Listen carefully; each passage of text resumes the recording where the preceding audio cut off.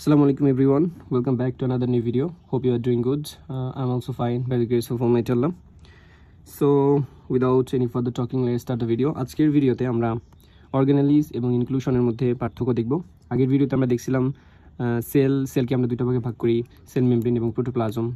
ওকে, প্রোটোপ্লাজমকে আমরা আবার দুইটা ভাগে ভাগ করি, সাইটোপ্লাজম অ্যান্ড নিউক্লিয়াস। সাইটোপ্লাজমকে আমরা অর্গানেলিজ এবং ইনক্লুশনের মধ্যে যে ভাগ করছিলাম সেখান থেকে আমরা আজকে শিখবো যে অর্গানেলিজ এবং ইনক্লুশনের মধ্যে পার্থক্যটা কোথায়। Okay, so let's start the video. Okay, so দেখো এখানে অর্গানেলিজ এবং হচ্ছে ইনক্লুশন। অর্গানেলিজ কি?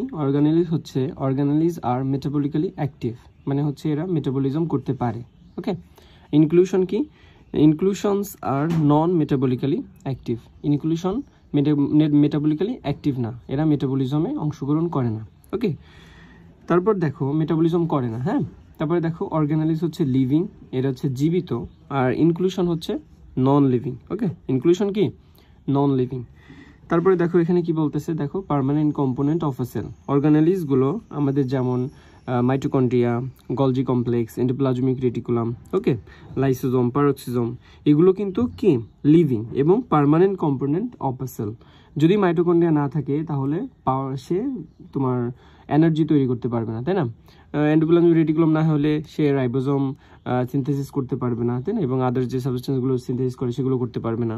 তারপর সে প্যাকেজিং যে করে গলজি অপারেটাস, সেটাও কিন্তু করতে পারবে না। সো এগুলো হচ্ছে যেমন আমি বললাম যে মাইটোকন্ড্রিয়া, তারপর golgi apparatus and endoplasmic reticulum, এগুলো সব হচ্ছে permanent component of a cell. Okay, আর temporary component of a cell যেমন পিগমেন্ট আছে, পিগমেন্ট, তারপর হচ্ছে ক্রিসল, ওকে, তারপর হচ্ছে লিপিডস, তারপর হচ্ছে গ্লাইকোজেন, ওকে, আরও আছে অনেক কিছু, যেমন হচ্ছে সিক্রেটরি গ্রানিউলস, তারপর হচ্ছে pigment granules, glycogen, lipid and হচ্ছে ক্রিসল। এগুলো সব হচ্ছে temporary component of a cell. তারপরে বলা হচ্ছে যে অর্গানেলিজগুলো হচ্ছে not used for cellular metabolism. এগুলো সেলুলার মেটাবলিজমে ইউজ করা হয় না। এরা মেটাবলিজম করে বাট নট সেলুলার মেটাবলিজমে ইউজ হয় না, এরা নিজেরা মেটাবলিজমে হয় না। বাট ইনক্লুশনগুলো হচ্ছে ইউজড ইন সেলুলার মেটাবলিজম। এইগুলো হচ্ছে মেটাবলিজমের সময় সাহায্য করে, বুঝতে পারছো? তাহলে আমরা আজকে শিখলাম হচ্ছে ডিফারেন্স বিটুইন অর্গানেলিজ অ্যান্ড ইনক্লুশন। অর্গানেলিজগুলো কি? অর্গানেলিজ আর metabolically active. Inclusion R non metabolically active.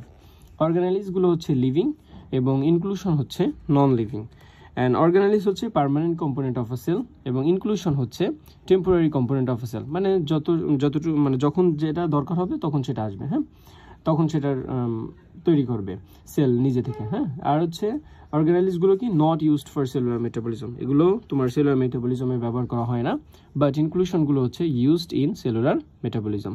Okay, so thank you so much for watching the video. So feel free to subscribe to my channel and support me. Okay, thank you so much.